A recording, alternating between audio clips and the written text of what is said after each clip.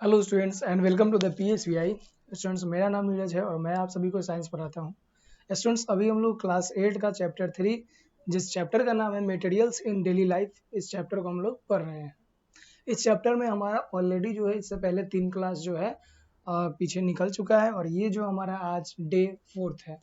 तो आइए, इससे पिछले क्लास में हम लोगों ने बहुत से चीज़ों को जाना था। Polymer, plastics, raw material for plastics, name of polymer, properties of plastics, ये सभी चीज़ें हम लोगों ने इससे पहले वाली क्लास में देखा हुआ है। अब इससे आगे हम लोग कंटिन्यू करने वाले हैं, जिसमें हम लोग पढ़ने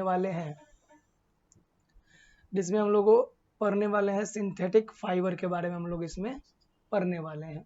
ठीक है, यानी कि जो संश्लेषित रेशे होते हैं उनके बारे में पढ़ने वाले हैं। तो आइए शुरुआत करते हैं आज की इस क्लास को। सिंथेटिक फाइबर के बारे में जानते हैं हम सभी। बताया जा रहा है सिंथेटिक फाइबर्स के बारे में पढ़ना है। तो इसमें क्या बोला जा रहा है? Cotton, linen, silk, wool and hair are a fibre produced by plant. ठीक है, एंड एनिमल। इसमें कहा गया है कि जो कॉटन होते हैं, वूल हो गए, लेनिन हो गया, सिल्क हो गया, ठीक है, और हेयर, ये सभी जो प्रोडक्ट है, ये सभी जो फाइबर हमें प्राप्त होते हैं, दो सोर्स। इसका सोर्स एक तो क्या हो सकता है, एक तो प्लांट, दूसरा क्या हो सकता है, एनिमल। प्लांट से हमें क्या मिलेगा? जैसे कि कॉटन हो गया, प्लांट से कॉटन हो गया, जूट हो गया, ये मिलेगा। एनिमल से हमें क्या मिलेगा? सिल्क हो गया, ऊल हो गया। ठीक है, तो ये सभी जो हमें प्राप्त होते हैं, ये नेचुरल चीजों से हमें प्राप्त होते हैं। ठीक है, नेचर से हमें प्राप्त होते हैं। Some fibre such as nylon, terylene and the क्या है, एक्रेलिन, ओरलिन और man made of synthetic fibre. तो ये कुछ जो पहले फाइबर हमने आपको बताया, जैसे कि कॉटन हो गया, उल हो गया, ये सभी जो है नेचुरल में हमें, नेचर से हमें प्राप्त होता है। ठीक है, लेकिन कि कुछ ऐसे हैं जो हम लोग सिंथेटिक या फिर मैन मेड है, तो वो क्या क्या हो गए? सिंथेटिक और मैन, जैसे टेरिन हो गया, एक्राइलोन हो गया, ये सभी क्या है? मैन मेड और सिंथेटिक फाइबर है। All synthetic fibre are polymers. जितने भी सिंथेटिक फाइबर है वो क्या होते हैं? पॉलीमर होते हैं। This polymers are liquid when they are hot. और ये सभी जो पॉलीमर, इसको अगर हम लोग गर्म करेंगे ना, तो गर्म करने पर क्या हो जाएगा? हॉट होगा।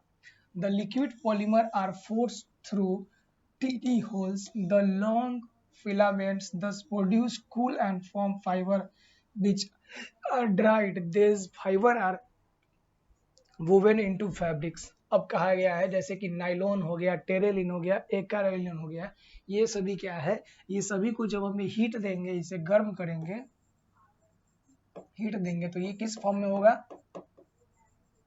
लिक्विड फॉर्म में होगा।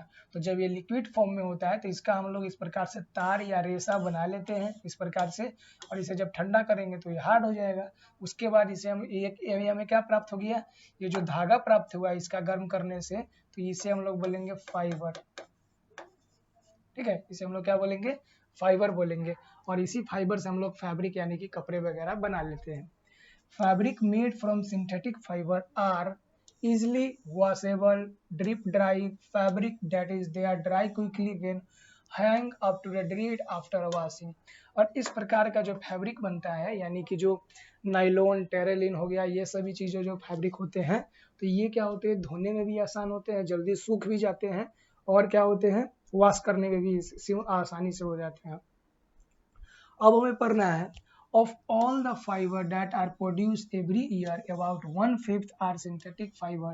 synthetic fiber are called thermoplastic। ठीक है, इससे पहले प्लास्टिक हम लोगों ने पढ़ लिया हुआ है, प्लास्टिक क्या होता है इससे पहले हमने बता दिया। जिन स्टूडेंट को कोई दिक्कत हो, इससे पहले वाले वीडियो देख लीजिएगा, उसमें प्लास्टिक के बारे में, प्लास्टिक दो टाइप के होते हैं, थर्मोप्लास्टिक, एक होते हैं थर्मोसेटिंग प्लास्टिक। उन दोनों के बारे में हमने अच्छी तरीके से बता दिया हुआ है। तो सिंथेटिक फाइबर में क्या हो जाएगा? जो सिंथेटिक फाइबर होते हैं थर्मोप्लास्टिक होते हैं। ठीक है, और क्या होते हैं? ये प्रत्येक वर्ष अगर जितने भी, अगर 100 अगर क्या होते हैं फाइबर अगर प्रोड्यूस किए जाते हैं, तो इसका 1/5 यानी कि 100 का 1/5 जो है यानी कि 20%, यानी कि 20% जो होते हैं ये सिंथेटिक फाइबर प्रोड्यूस किए जाते हैं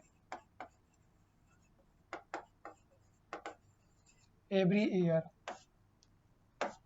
ठीक है, अब हमें पढ़ना है, पहला हम हमारे इसमें क्या आया था नाइलॉन, उसके बाद टेरेलिन। तो पहले हम लोग जानते हैं नाइलॉन के बारे में कि नाइलॉन जो सिंथेटिक फाइबर है, तो ये नाइलॉन होता क्या है उसके बारे में जानते हैं, इस नाइलॉन के बारे में आ जाइए। Nylon has a lustrous appearance resembling silk, however nylon threads were twice as strong as a silk threads of a same thickness। अब कहा जा रहा है कि नाइलॉन जो है ये सिल्क के जगह पे सिल्क का स्थान ले सकता है और ये सिल्क से ज़्यादा मजबूत होता है। ठीक है, सिल्क का जो धागा होता है उससे नाइलॉन का धागा मजबूत होता है और सिल्क के बराबर ही थिकनेस होता है, फिर भी नाइलॉन क्या होता है सिल्क से ज़्यादा मजबूत होता है। यानी कि दोनों का जो साइज होगा, जो दोनों का थिकनेस होगा वो क्या होगा, सेम होगा। सिल्क का थिकनेस इक्वल टू नाइलॉन का थिकनेस, ये दोनों सेम होता है, लेकिन सिल्क जो होते हैं नाइलॉन से कम मजबूत होता है और नाइलॉन सिल्क से अधिक मजबूत होता है, थिकनेस दोनों का समान होता है। They are also a very flexible, nylon क्या होता है फ्लेक्सिबल भी होते हैं। They can be stretch and will and tights. ठीक है, a garment fitting closely over the hips legs and the feet warm by girls and women. Nylon से जो होते हैं जो गारमेंट्स बनाए जाते हैं वो गर्ल्स एंड वोमेन्स के लिए फिट या टाइट बनाए जाते हैं, वो नाइलॉन के होते हैं। ठीक है, जो आसानी से स्ट्रेचेबल भी होते हैं, जो आसानी से क्या हो सकते हैं अपने आकार को बदल भी सकते हैं, स्ट्रेचेबल होते हैं, जो हम लोग पहनने में और क्या होते हैं बहुत ही फिट हो जाते हैं, जिसका इस्तेमाल गर्ल्स के और वुमेन्स के गारमेंट्स में किया जाता है। Nylon fabric are also used to make shirts, ties, seats etcetera. Nylon का जो फैब्रिक है उससे क्या बनाया जाता है, शर्ट्स भी बनाए जाते हैं, टाई बनाए जाते हैं, टाइज बनाए जा सकते हैं, और क्या बनाए जा सकते हैं, सीट्स बनाए जा सकते हैं। They are also turn in the rope and the racket strings. ठीक है, अब देखिए नाइलॉन का हम लोग रैकेट के अंदर जो तार होता है ना, ये जो हम लोग बैडमिंटन खेलते हैं उस रैकेट के अंदर जो इस प्रकार का तार होता है, वायर लगा होता है, वो नाइलॉन का होता है। ठीक है, वो क्या होता है, नाइलॉन का होता है। Nylon can also be set in a moulds. Molded nylon, like many other plastics, is used to make a comb, screw, belts, gear wheels, etc. अब देखिए कुछ प्रकार के जो नायलॉन होते हैं उसका इस्तेमाल हम लोग कहाँ पे करते हैं, प्लास्टिक के रूप में, प्लास्टिक में, उसके बाद कॉम्ब में, कंघी बनाने में, उसके बाद स्क्रू बनाने में, बेल्ट बनाने में, गियर का व्हील्स बनाने में, जो गाड़ी का गियर होता है उस गियर व्हील्स बनाने में।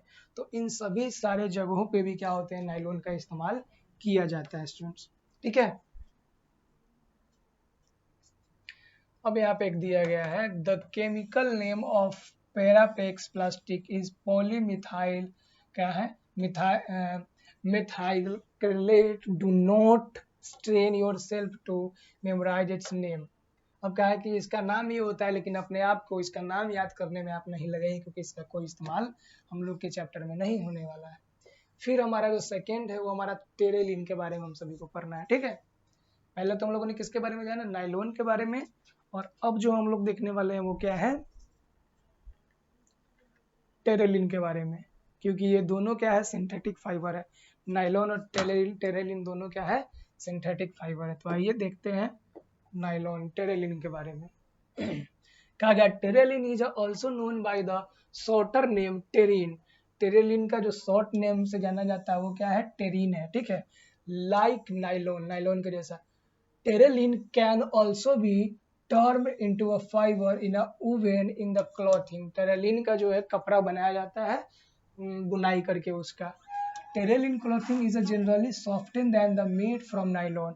और टेरेलिन जो है नाइलॉन से क्या होता है, सॉफ्ट होता है। नाइलॉन की अपेक्षा नायलॉन की अपेक्षा टेरेलिन क्या होता है, सॉफ्ट होता है। ठीक है, terylene terylene is a largely use for making clothing for shirts.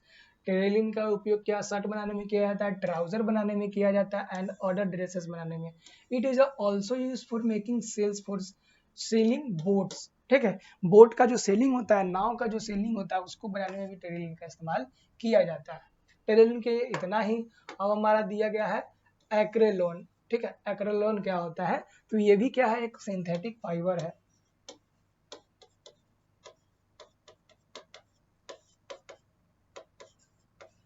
Synthetic fibre यानी कि संश्लेषित रेशा है, जो क्या है, मानव निर्मित होते हैं। ठीक है, क्या क्या, acrilan is also known as orlon. Acrilan को क्या जाना था, ओरलोन के नाम से भी जाना था। It has remarkable weather resistance. ठीक है, ये जो है वेदर रेसिस्टेंस के लिए जो कपड़े बनाए जाते हैं वो इस एक्रेलिन से बनाया था। Acrilan fibre are soften and light like wool. They are used for making yarn for the sweater, blankets and shawls. These items are warm like the woolen articles. ठीक है, but they are much lighter and the more easier washable.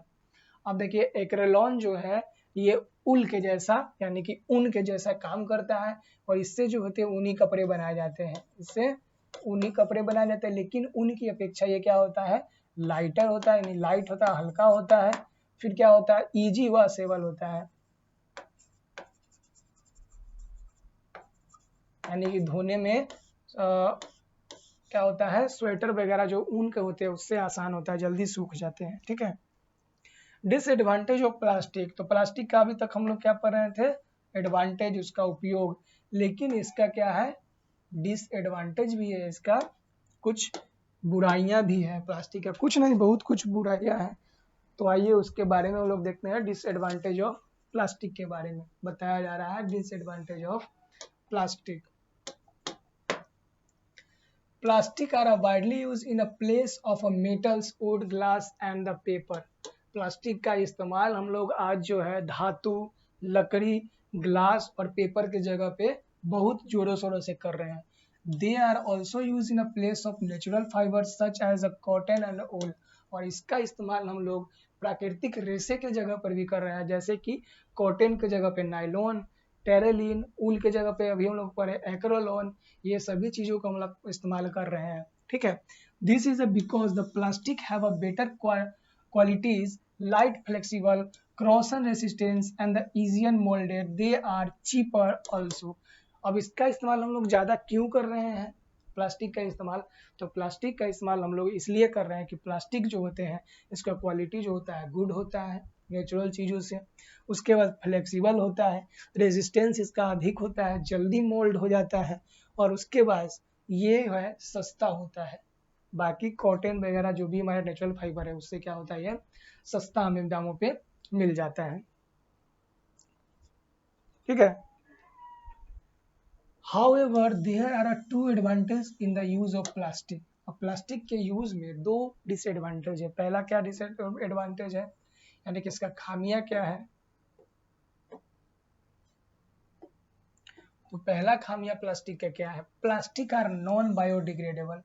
Plastic क्या है, non biodegradable है। ठीक है, ये अजैविकीय पदार्थ है, इसका विघटन नहीं होता है। जैसे कि पत्ती, जितने भी नेचुरल चीजें उसका विघटन आसानी से हो जाता है और हमारे वायुमंडल को प्रदूषित भी नहीं करता है। लेकिन ये क्या है, नॉन बायोडिग्रेडेबल है, ये अजैविक पदार्थ है। Plastic do not rot away by the action of bacteria and the fungi. Plastic को हम लोग जैसे बैक्टीरिया और फंगी के द्वारा इसे हम लोग खत्म नहीं कर सकते हैं, रोट नहीं कर सकते हैं। और polythene bag throw under a hedge will be still be there after many years. अगर किसी प्लास्टिक बैग को हम लोग कहीं पे फेंकते हैं मट्टी के अंदर या फिर कहीं पर भी, तो वो हजारों साल तक उसी प्रकार से हमको मिलेगा, लेकिन वो क्या होगा, डिस्ट्रॉय नहीं होगा। अब paper bag will rot away in a few days. लेकिन उसी के जगह पे हम लोग पेपर जो होते हैं, पेपर से बना हुआ बैग या पेपर को और मिट्टी में फेंक देंगे तो कुछ दिनों में ही क्या हो जाएगा, रोट हो जाएगा अभी ध्वंस हो जाएगा, डिस्ट्रॉय हो जाएगा, खत्म हो जाएगा, ठीक है। और वो वायुमंडल को प्रदूषित भी नहीं करेगा पेपर, लेकिन वही प्लास्टिक बैग जो है बहुत ज़्यादा हमारे प्रदूषण फैलाएगा हमारे वायुमंडल को, ठीक है। Paper is a biodegradable, polythene is not, क्योंकि पेपर क्या है, बायोडिग मतलब जैविक पदार्थ है और पॉलीथीन जैविक पदार्थ नहीं है, ठीक है। A material that is broken down into a simpler substance by microorganism is said to be biodegradable. अब बायोडिग्रेडेबल यानी कि जैविक पदार्थ किसे बोलेंगे तो जैविक पदार्थ उसे बोलेंगे जो जिसे हम लोग फेंकने पे माइक्रो ऑर्गेनिज्म जो सूक्ष्म जीव होते हैं उसके द्वारा अगर रोट हो जाते हैं तो वो बायोडिग्रेडेबल कहलाएंगे, और नहीं होंगे तो क्या कहें, अबायोडिग्रेडेबल कहलाएगा, ठीक है। A material that is not broken down into simpler substance microorganism is just said to be non biodegradable, ठीक है। तो जो माइक्रो ऑर्गेनिज्म के द्वारा क्या हो जाएगा, ब्रोकन सिंपल सब्सटेंस में अगर टूट जाएगा तो उसे नॉन बायोडिग्रेडेबल, और जो नहीं टूटेगा उसे नॉन बायोडिग्रेडेबल बोलेंगे, ठीक है स्टूडेंट्स। तो आज के क्लास में स्टूडेंट इतना ही, मिलते हैं हम लोग अपने नए क्लास में, तब तक के लिए धन्यवाद, अपना ध्यान रखिए।